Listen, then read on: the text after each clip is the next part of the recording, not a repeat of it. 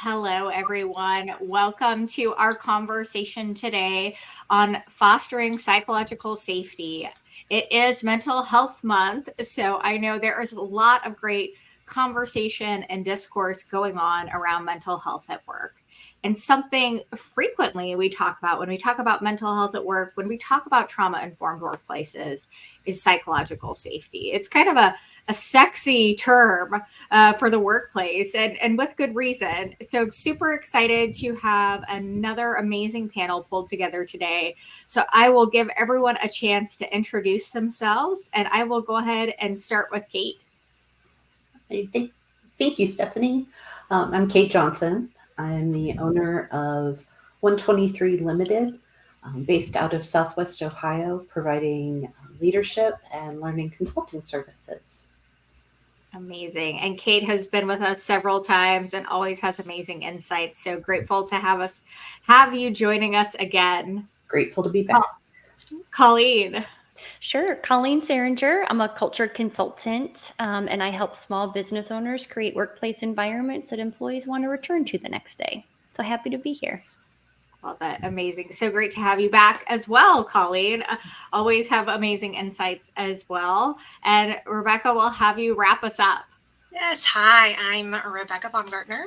I am a Senior Vice President for People and Operations for a large nonprofit in Kansas City, Missouri. I am also an executive coach and HR consultant. Amazing.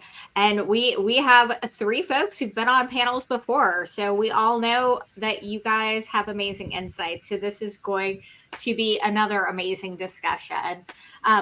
Anu was supposed to join us. Unfortunately, she had an emergency at her workplace that she needed to take care of. So certainly her voice will be missed, and we hope to have her join us on a future conversation. But certainly glad she had the opportunity to go prioritize what she needed to today. And I always forget to introduce myself, so I'll quickly introduce myself. I'm Stephanie Lemick. I'm a former HR executive and founder and CEO of the Wounded Workforce, which is all about building trauma-informed workplaces. So super excited for our discussion today. To kick us off, I'd like to share a little overview. So we're all starting from a place of shared understanding. Psychological safety is a term that gets thrown around a lot when it comes to creating positive and productive work environments, and for good reason. Psychological safety has clear benefits for teams, individuals, and organizations. But what is psychological safety, and what does it look like in action? How can we build and maintain it in our teams? And that's what we're going to chat about today. So I'm super excited for our amazing panel to dive in and dig into these questions and more. So to kick us off, I'd love to hear from each of you and jump in whenever you're ready. What does psychological safety mean to you? Or what does it look like to you? And why is it so important in the workplace? So I'm happy to kick us off. Okay, it looked like you were going to go. Oh, I was just settling on which phrase I would love to hear. I would love to hear yours, Colleen. So where my mind was going as I'm thinking through this question, and Stephanie, you hit on something that caught my ear. You said that it's a sexy term. I think that's the word you used when you were kicking us off. And that's where my mind goes immediately in how I would just kind of tee up my response. So in other words, psychological safety, I feel like, is our new buzzword. And sometimes I get worried that buzzwords create a new distraction for either focusing really strongly on something new and actually taking action, or saying, gosh, we got to try to figure out what this means, before we can do anything. When at the end of the day, I feel like psychological safety is a very old school way of saying it's about creating a workplace where people feel valued, trusted, and respected. But there's tricks to that, right? Like that doesn't just happen. We don't just wake up tomorrow and say, okay, we're going to be psychologically safe, right? Because there's such a broken workplace behind us. And so So that's where my mind immediately goes. I worry that we grabbed onto this word because it was a new shiny object that we could be distracted with, when in reality, it's a no-brainer. It's, again, creating a place where employees feel valued, trusted, and respected. That's what immediately came up for me. No, I agree wholeheartedly. I think trust is a huge piece to psychological safety. If you don't have that, you really you don't feel safe in general, right? You don't feel like you have a voice, and you don't feel comfortable using whatever voice you do have. I also think that it is, kind of to your point, a very intentional process that has to happen from the top down. To create from a leadership perspective, but also from a team perspective, where people aren't judged for mistakes they make, for opinions that are outside kind of what we consider the normal core of a general consensus. Where people can speak up and say, you know what, I don't know if I necessarily agree with this, and this is why, in a constructive way, without being labeled as difficult or without being afraid that somebody is going to be upset with them or they'll get in trouble, right?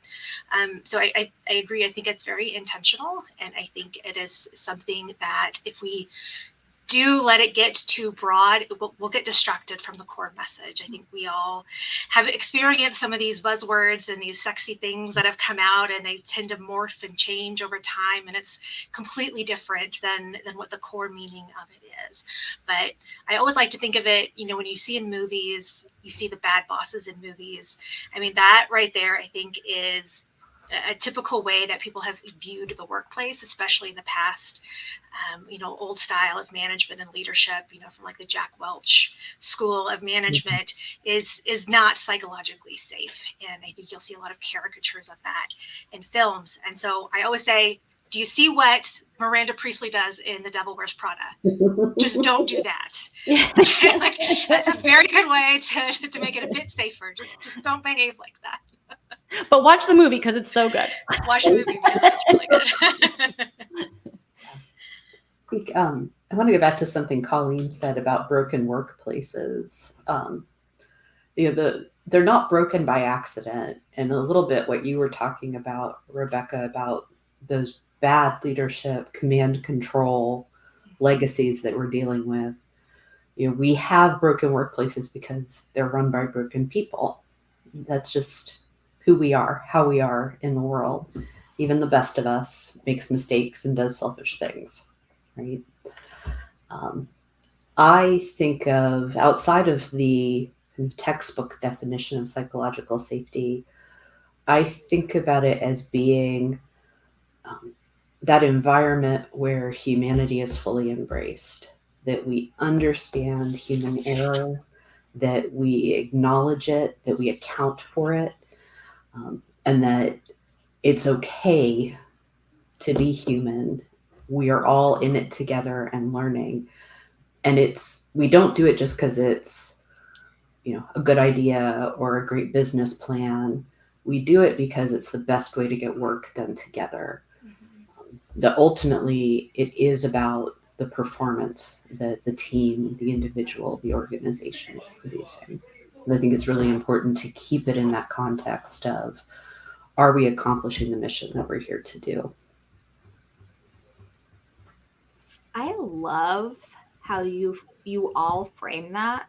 I also really love, Kate, how you framed it as, is this a workplace where you can be a human and that's embraced? It's so silly because I think about workplaces where I felt like I could be a human. I could get sick. I could need to take time off. Or workplaces where, I would be sick and I'd be like white knuckling it through the day because I couldn't be human. And that's just such a great, easy way to kind of go, is this psychologically safe? And like check in without having to, go through this checklist or this, textbook definition, like you said. So I love that connection you made. Thank you. I think as I was preparing mentally for today, one of the terms that kind of popped up for me, you'll see in some of the literature that vulnerability is an important leadership practice. Well, I think for teams as a whole, we have to talk about radical vulnerability that at the root, are we being egoless? Are we being humble? Are we being honest with ourselves and others about how we're showing up, the nature of our performance, and the big ugly, one of the bad words, the mistakes that we make. Love that. I love that. So we talked about it, May is Mental Health Month. I don't think anyone is surprised by that at this point in the month. But how do psychologically safe workplaces, how do psychologically safe environments support mental health and wellness efforts for teens? I would say, kind of going back to what you and Kate were saying is, you're human.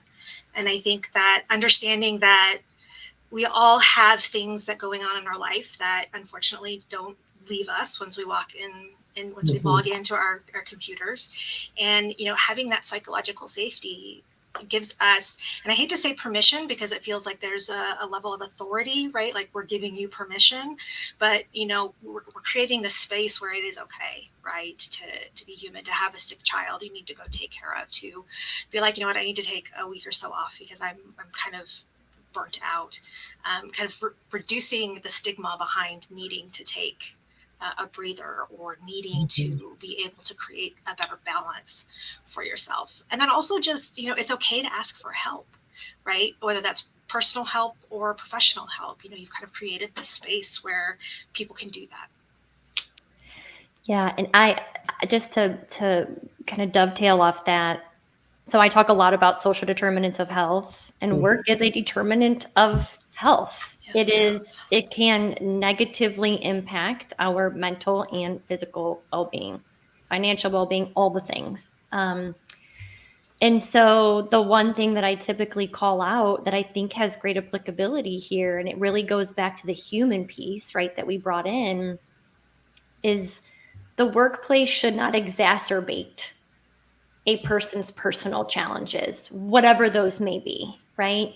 So again, do I know what the rules are? Am I allowed to go see my doctor if I am sick? Am I not? Has my manager been clear with that description? Am I playing guessing games? Mm-hmm.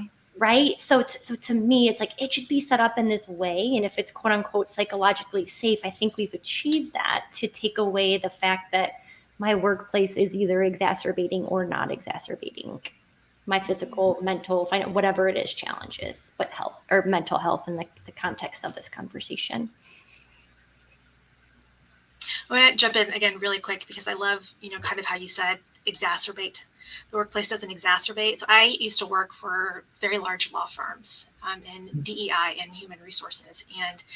And we always had great leave policies. We always had generous time off policies. And so technically, yes, you're allowed to take time off. You're allowed to take some kind of leave.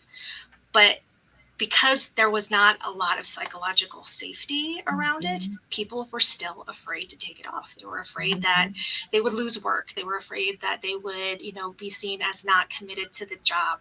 So I think that, for, as we kind of talk about things that you can do to create psychologically safe places, obviously policies are great, but you have to have that culture in place too. And so for me, I think the policies are great, but you have to also kind of create that culture if you really want to have mental wellness and health be top of mind in your workplaces.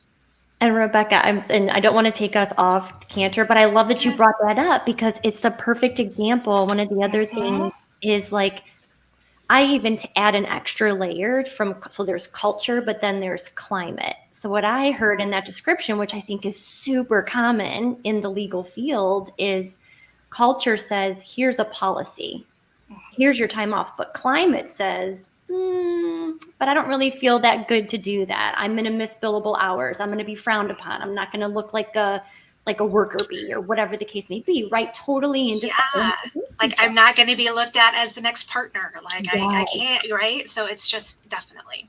Yeah. Definitely. Thank you for bringing that up. Of course. Thank you for following up. I want to see if I can string together some thoughts and not go totally off base of the wonderful things that you've been saying. Mental health month, I'm so glad we have a month dedicated to it, raise awareness, and we have to remember mental health is health. It's it is core to, again, how we move ourselves through the world. And I think the role that psychological safety plays in the workplace, and to steal Colleen's term, not exacerbating our health, whether it's mental, physical, or otherwise, that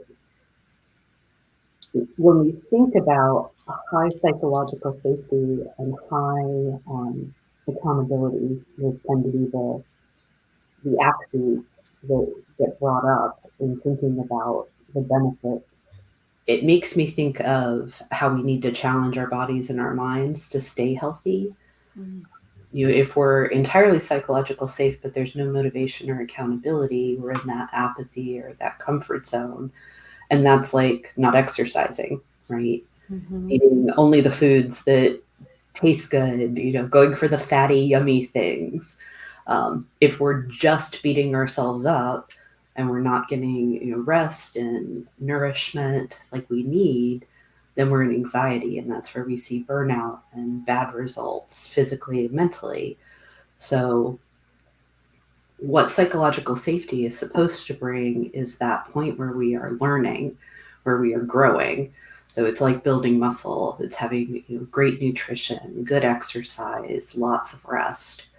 So I think if we can connect the health portion of mental health to why psychological safety has value for us as leaders and employees, there's a lovely little analogy that we can create for ourselves to understand what it means for the health of the body. I love that. I love this conversation. And when we were talking about a policy, a workplace policy, and then actual psychological safety, and I love what you said, Colleen, about climate. How many times have we heard someone say, I don't know why people are burnt out. We have a really robust PTO program. Or I don't know why this person felt like they couldn't take a leave of absence. There's leave of absence programs. It's like a can versus should situation. You can take up to 8 weeks of PTO versus you should take time off to take care of yourself. And I hate bringing this up because it is just this like gross thing that I experienced in my career as an HR professional. But let's talk about FMLA. Let's talk about parental leave and the conversation and the climate around parental leave in some organizations. We have this great federal law, FMLA, that for most, I won't dive into the nerd HR lady like description of FMLA. Google it if you don't know. But up to 12 weeks unpaid leave. A lot of companies offer some variety of paid leave, as they should, whatever. That parental leave is there. It's available for individuals who meet the qualifications, which is a whole heck of a lot of your employees. So you can, and it always came up for dads, it always came up for fathers, was where this conversation always got real interesting in my career. You can take up to 12 weeks of parental leave, but if you were taking more than 2, people sure had a lot to say about it. And it's such that's a disheartening example. It's a very real example. I had it show up in multiple organizations I worked in. And it's a great example of the difference between, policies and real psychologically safe environments. That's a great example. So important. Such a great example. I know that it's not just me as HR leader who's heard. Like you said that, and like I have like a very specific person in mind who was almost ostracized because he decided to take parental leave, FMLA, when his wife gave birth, and you're just like sitting here going, it was 2019 at the time. We're like, this is 2019. Like, why? What is this? Right. And it's wild the things people will say to you. And it's like, oh yeah, it's totally fine for, someone to take maternity leave. Well, of course they would. And then all of a sudden it's different. Yeah. And I'm like, why is it different? Like, there's so much to unpack there. We could probably have a whole conversation. Oh, yeah. We could, I mean, we're going in, I like want to go into bereavement with like adoption leave and pregnancy loss. Miscarriage. Yes. Yeah, pregnancy loss is a huge one, right? Oh Like, my we don't goodness. discuss that. Well, when we I think it comes down correct to empathy in this case. Yep. You know, you talked, Colleen, about social determinants of health, and one of those is obviously, you know, economic circumstances. Yep. And I have found in my experience around judgment of people taking FML or how much, you tend to see that happening more at the executive level where people have lost perspective of what that time means for those families. And it can be both ways, right? That it's, oh, Mom, why aren't you taking the full X number of weeks allotted to you? Well, we don't know their circumstances. Right. And if we bring this back into psychological safety, one of the things that, you know, leaders are encouraged to employ in developing that for their teams is curiosity. Yeah. And at the risk of, you know, getting on my soapbox, I believe that curiosity and empathy are closely linked to learning. We know that learning is one of the hallmarks of psychological safety. I think it's also an intrinsic quality of great leadership as well. So let's talk about empathy in this space. And are we thinking about what is this like for this person? What are the elements of their life that I don't currently have access to? They're impacting the choices that they're making. Yeah. And what could that look like? love that. Yeah. Well, and I think that really, so a lot of in DEI work, you know, one of the really big things is just because it's not an issue for you doesn't mean it's negatively impacting somebody else, right? So like what may seem like oppression to somebody else is something that you take for granted every day. And I think that having that empathy and that curiosity and saying, okay, you know what, this person is taking the full 12 weeks of FMLA, you know, instead of judging them and thinking about what a hardship it is on us to try and cover things while they're gone and, you know, having to, you know, to kind of rework everything. It's okay. Wow, this is 12 weeks that they have to take off of work, and this is a big deal for them. Yeah. And how can I be more supportive, and how can I build more trust and communication with this person so that they feel more comfortable coming to me to talk about some of these things that are bothering them, or that they need more support and development in the future. It's just, it is like that empathy piece is so important. Well, I love in talking about, you know, DEI lets us bring privilege into the conversation. Well, Rebecca, and that's one of the things that, you know, you're kind of implicitly talking about there. I may not feel that oppression because I have privilege, you know, and that's something that leaders have to fully embrace, is that by their title alone they have privilege in that space, and that privilege could create oppression for their team. So the way they function, it sets that tone. It creates climate. Back to Colleen, wonderful language. Yes. Thank you. Yeah. Stephanie, we need to do a side so panel. Smart. We need to do a total side panel on, like, we have so many other topics to talk about. I know. I'm If there. there is one thing We about just me, have like a monthly call like this. if there is one thing about me, I am forever going to call out the people who say shitty things about parents taking time off for their child. Like, grow up. Yes. Like, But it is. But also, like, and here's the thing, I don't even have a parent, but I have a lot of friends and family that have children. And so this topic gets me so hot because I think we also forget about the re-entry back in.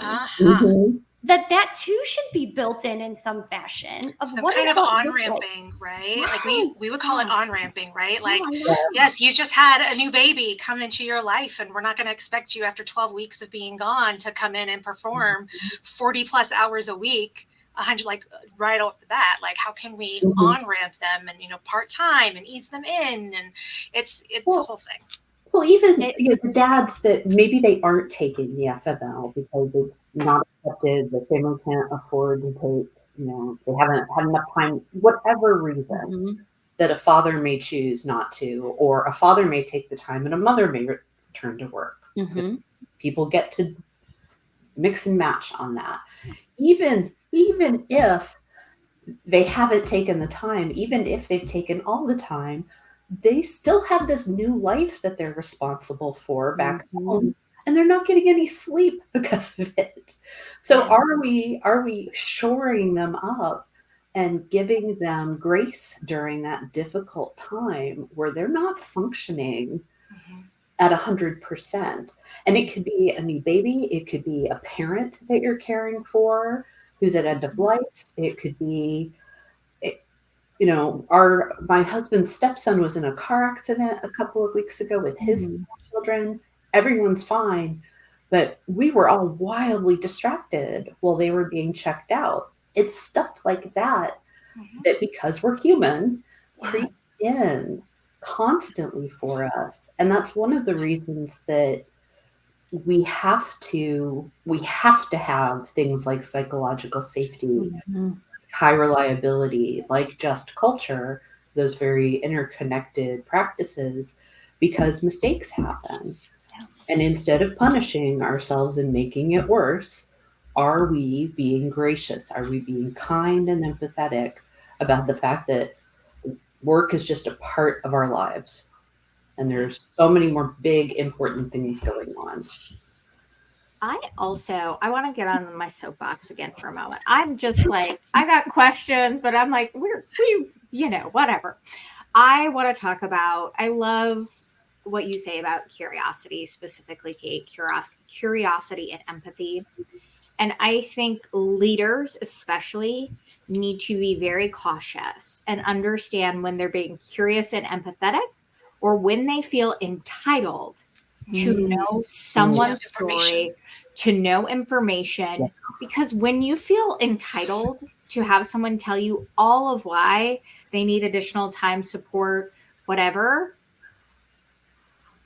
you need to have a real interesting conversation with yourself, because you're basically telling someone to justify why they need something. And I'm a firm believer we are never entitled to people's stories. So that, do not get it twisted. Curiosity and empathy are not the same, and in any way to a sense of entitlement to justifications from your team members. 100%. And when you like ratchet down on that, it works against psychological safety big time. Yeah.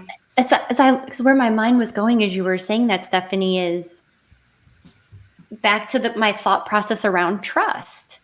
If you have built this relationship of trust, safety, whatever the case may be, that employee may feel inclined to simply share, right?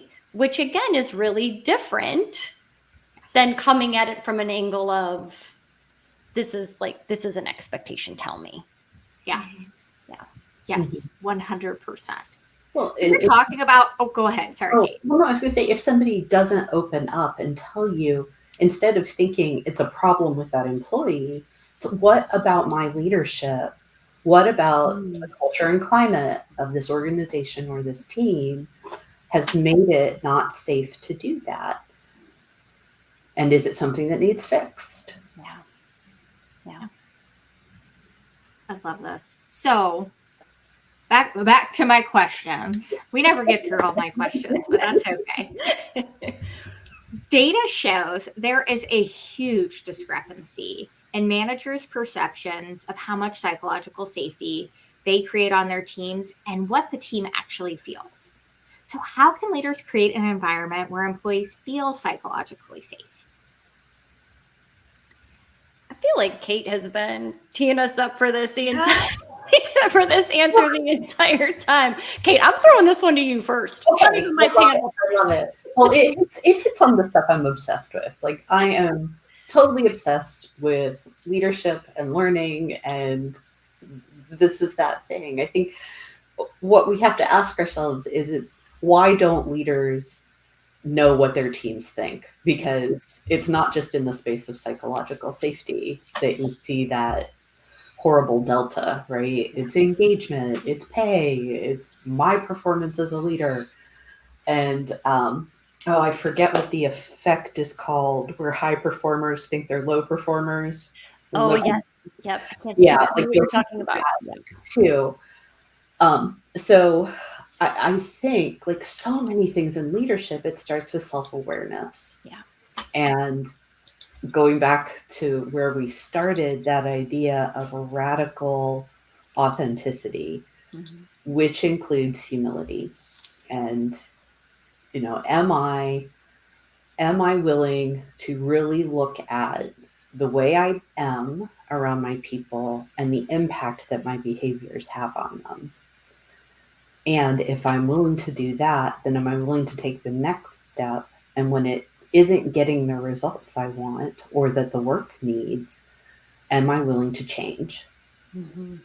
If a leader can't answer those two questions in the affirmative first, I'm willing to actually pay attention to my behavior, my impact. I'm willing to practice self awareness. And when I'm not doing what I should, I'll should on us there, I am willing to change. If you can't say yes to those, give up. You're not going to create psychological safety. Yeah. It may happen incidentally at certain pockets within your team, but you're not going to have genuine safety for your people. So it starts with me. That's where leaders have to begin. And they have to be willing to say they're sorry, say they were wrong. Um, I mentioned high reliability, just culture before. Um, I think those are closely connected to what we want out of psychological safety, too, where in settings where you have high stakes and the potential for significant loss, and not just economic or profit loss, but also loss of human life. Mm. Um, like healthcare, aviation, nuclear power, Mhm. be the examples of that. We talk in those spaces about a preoccupation with failure. And that's one of the things I think leaders have to get really clear on is I have to be preoccupied not with why did you fail, but when we have error, because it will happen, humans make mistakes, machines fail, accidents happen. Mhm. What are we learning from it and what are we doing to prevent reoccurrences? And that eagle eye on the prevention of continued ongoing failure, coupled with humility, authenticity, and awareness, is the foundation for being able then to say we're going to be a team where we acknowledge our mistakes, we learn from them, and we move forward. So my ear caught something where, as I am in full alignment with you in regards to the human part, right? Like I, as a leader, need to, or manager, or whatever position of above that I am, have to be willing, self-aware, all of that. What caught my ear was, where then is the responsibility of the organization? Because we are, in my mind, what I think about is it's kind of a push pull. Like, in other words, we have not set up that individual for success in that next role. They're maybe like, in other words, maybe they're getting promoted to something greater. So not only are they taking on this new title that involves people, they're taking on a new entire working setup, department, whatever the case may be. So their stress is now elevated of, I have to figure out my job to perform and I have to manage these individuals, but I'm under such high stress. I don't even know how to do self-awareness because I'm so stressed out. Yeah, yeah, I don't disagree with you, Colleen. I do think we sometimes have to go like full, macro and look at the entire organism of the organization, if you will. And, leaders can create psychological safety within their teams, even if the organization where they work lacks that. Yes. Mm-hmm. And if we're going to talk about the leader's role, then we can scale that up or down. Mm-hmm. The CEO, or it could be the shift supervisor on nights working in plant B as well with a team of 3 people. So I think you're absolutely right. The support for managers, the onboarding, the on-ramping that Rebecca alluded to before are vital in that. And I'm getting distracted because I have this other concept that I've been thinking about in preparing for today that I think this is the place to bring it in. That there's the organizational, there's the team psychological safety. But as individuals, I think we have, I'm going to call it a responsibility to practice psychological courage and be willing to step into those settings. And I don't want to minimize that that's easier for some people than others, that there are, again, privileges that can come with social background, title, all the things. If we think about trauma informed, that we don't know what people are bringing with them into that moment, but it can't be a one-way relationship. That psychological safety depends not just on the environment or the leader, it also depends on the team members. Yeah. And I would scale that up and down. I would also think about, there are cases where as a middle manager, I have to be courageous and do what I know is right, even if the environment where I work isn't fully supportive of it. Mm-hmm. Yeah. It's much easier said than done. It's really hard to be a psychologically safe leader in an organization that's not psychologically safe, though. Because where's your psychological safety? I think this is, oh goodness, excuse me, such an interesting intersection because they're kind of codependent.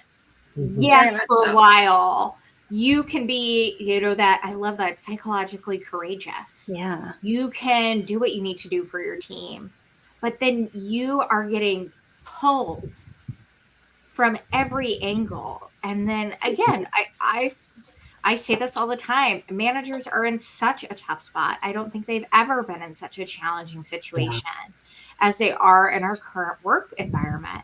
And so I love that, Kate and Colleen, you've both hit on individual action, but also organizational action and systemic action, because we need both.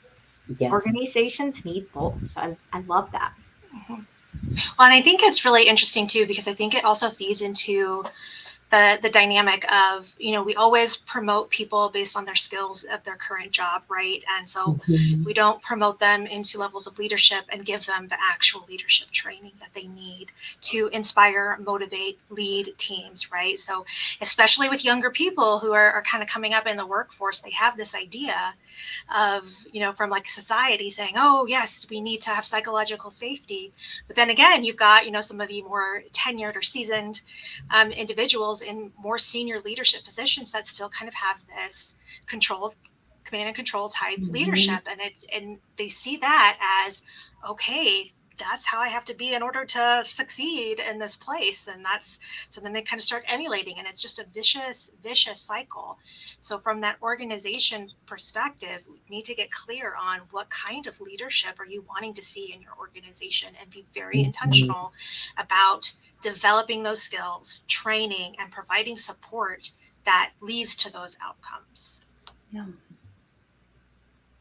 Mic drop, Rebecca. Come on. Yes. And I say that just from personal experience, right? I was a young leader who was, had this idea of what kind of leader I wanted to be. And man, I got hit hard from other senior leaders. And I'm like, and it was a very difficult experience. And so, I mean, there definitely is this. So from an organization perspective, you've got to have an idea, and then you have to support that idea. Yeah.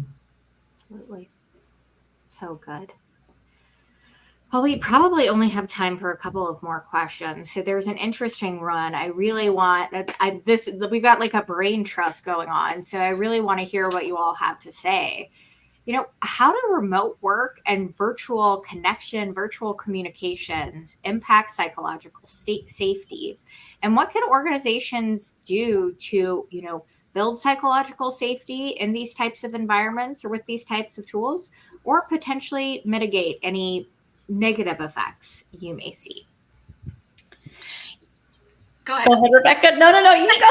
We both took a breath at the same time. No, I know. No, I was just going to say that, I think COVID taught us a lot about, how to manage remote teams, how to work remotely.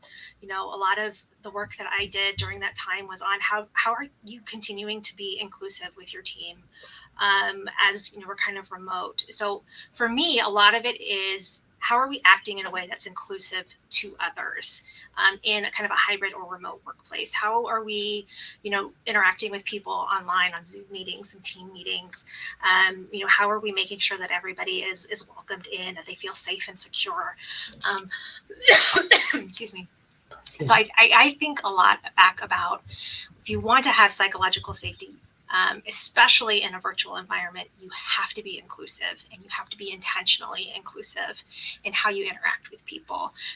There's no magic number of how many times you need to get on a video call with somebody. There's no magic number where, like, I have to have this many touch points with this many people. It's, how are you, like, in your everyday work, saying, okay, who do I need to talk to today about this certain thing? Who do I need to make sure is included in this virtual meeting? And you need to be doing that regardless, but even more so in a virtual environment. And I will say, one tip that continues to stick out to me is, when you do have virtual meetings and everybody's kind of coming on one at a time, be very intentional on greeting and saying something to every single person. The last thing you want is for the leader to be seen having, like, an intense conversation about something with one person and not acknowledging anybody else before they start. That is like the very first foray into it, and that will set the tone for the meeting. And that's just something that will stick out.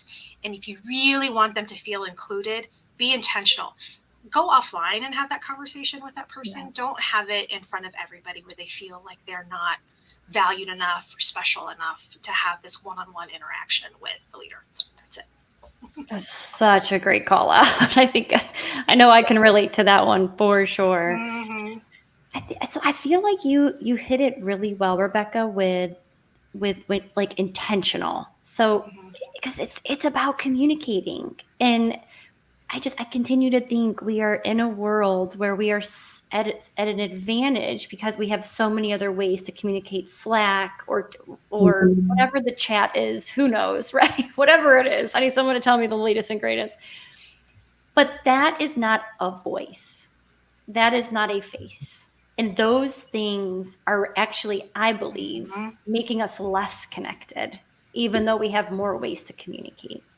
So, to me, I'm a little bit old school in the sense that if you have to send an email or a Slack chat back more than 2 times, pick up the phone. No one knows what so now we've watered down and we've drained, and we're in this he said, she said, and it feels uncomfortable. And now there's a conflict, right? And so that intentionality of how we are communicating, how often we're checking in, how are you doing, asking for feedback, making sure that others have visibility into where the organization is headed. How do I fit into where the organization is headed? Those very pointed conversations, I think, are so important when it comes to the hybrid, remote, and all that good stuff. Yeah. If I can add, hopefully this is an addition to those really great comments. I think we can think about how to ensure psychological safety with remote employees by looking to what one of the myths or misconceptions of psychological safety is.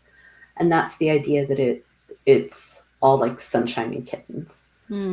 Everything's easy when it's psychologically safe. When the fact of the matter is, you are going to experience discomfort. And in the space of thinking about remote work, you're probably also going to experience inconvenience, because it does take a different type, if not more effort, to be intentional, to do those check-ins, to try alternate ways, different times, more frequency. And Colleen, you used one of my favorite leadership words, feedback. We have to up our game on feedback, not just to guarantee psychological safety, but to cement it for those remote teams. And if there's anything that newer unsupported leaders fear more than anything else, it's providing feedback, particularly when it's constructive. No, I love how you brought that up, because it isn't like, it's not, you feel psychologically safe, but it's not going to be warm fuzzies, right? Like Mhm. there's going to be healthy Oh, yeah. conflict, and that's the point of it, right? Like you have to have that healthy conflict, and people need to feel safe bringing up that healthy conflict without it turning unhealthy. And Mhm. I think that that's important to Yeah. understand. Yeah. Well, and I think that's where that idea of courage has to come in as well, that we're incenting that courage. So if you're a leader and an employee comes to you and says, I have a problem, great. What is it? It's you. Right. You've got to, because yes, I've been guilty of being on the receiving end of that. Yeah. You have to acknowledge that you did this thing that I'm asking for and that I've called for. I get feedback as well as giving. Yeah, and like being a leader is so hard, because you have to make changes to your style based on who you're interacting with. Yeah. Like if you're supervising 9 different people, you need to have 9 different approaches. So Yep. leadership is hard.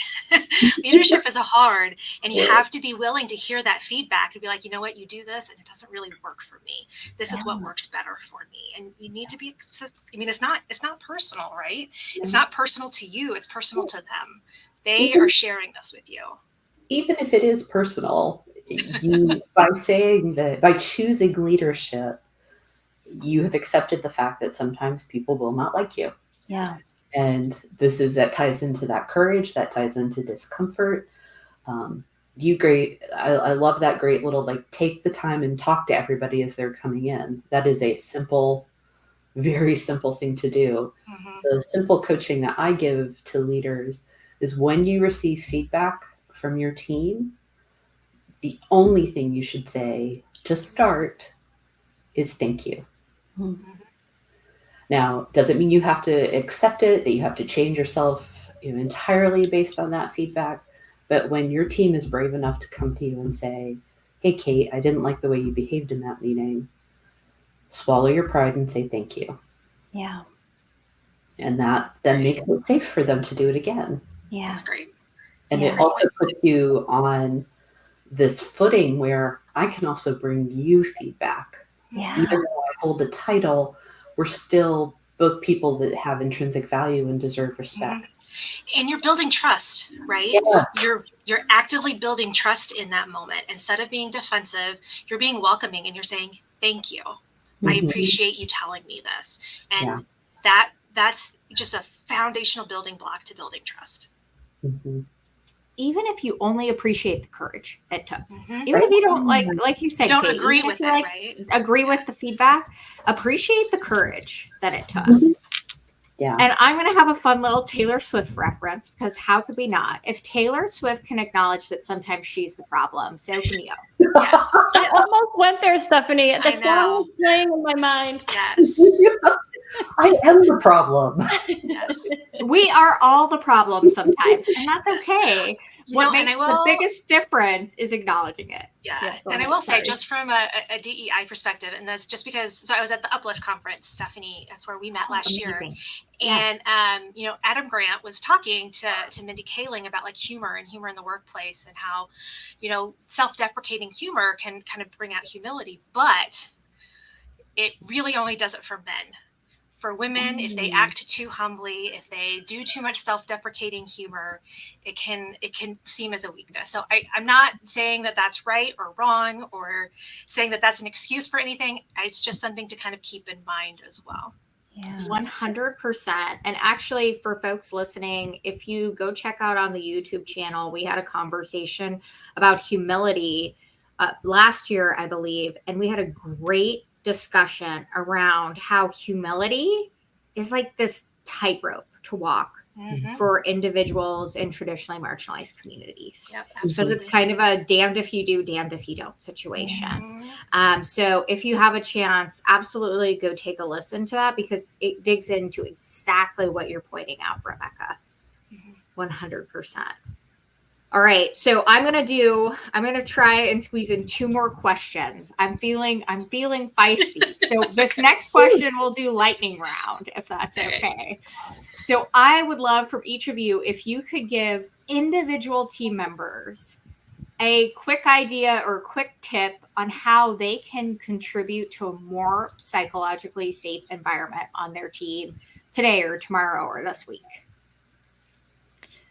Self-awareness. I think I'm going to take it from Kate. Self-aware. I mean, that is such a key, right? We all have an emotional intelligence responsibility. I love it. Perfect. I would say be sure to recognize and value diversity of perspectives, being open to diverse perspectives. Mm-hmm. Love it. Be willing to say I'm wrong. Yay. Amazing. Ooh, that was a good lightning round. I love that. Have to do those all more solid often. points. All solid points. All right. And my favorite question, my question I wrap up every session with, I would love to hear from each of you. If someone was interested in learning more, do you have any books, articles, podcasts, Ouija boards? I don't know. Anything you would recommend for someone who's interested in learning more? And please, please do shamelessly plug any of your work at this point as well. So Stephanie, I answered this question the same, but I'm going to add one other thing at the end since you did say a selfless plug. So yeah, of course, I love an Adam Grant, his work life podcast. I listen to it almost every Saturday when I'm out on my run. So I just think there's just some really interesting nuggets and they're not super long. And then I myself have a show called We Built a Bridge. And it really is meant to talk about conversations that people are afraid to talk about or maybe aren't willing to talk about. And so it's a live show, but we also have a YouTube channel where we store everything in case you've missed it. Oh, I love it. A great show. Great. Definitely do not miss out on that. Said we built a bridge. I'm going to write that down. Mm-hmm. Yeah, we built a bridge. We have our live episode this Thursday at 12 o'clock Eastern, and we are very tight with our time. We are exactly 30 minutes.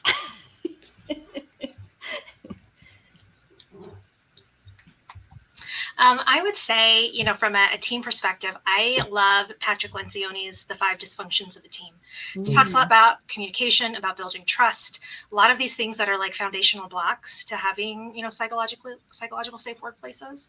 I would also recommend Blameless Continuous Integration by Vivek Ganesan. It really talks about how, a lot of organizations tend to find a scapegoat, tend to blame, tend to treat mistakes as crises, and how that impacts your work negatively and how to kind of limit it in your own organization. I think that's just a really great way from an organization perspective to move away from the culture of, oh my gosh, this is happening. And instead of kind of coming together and be like, okay, this is the reality. What do we need to do in our next steps? Love that. Super interesting.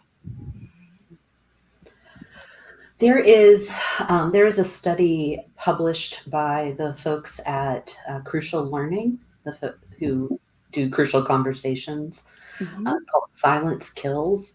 It looks specifically at the cost of not speaking up in healthcare.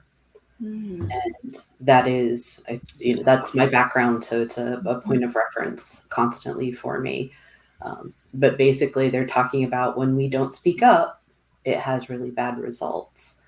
And that's, I think, beautifully interleaved with the conversation around psychological safety. My shameless plug is my own podcast, The Comfy Chairs. Stephanie's been a guest on it. But the very early on, episode number 2, in fact, my husband joined me.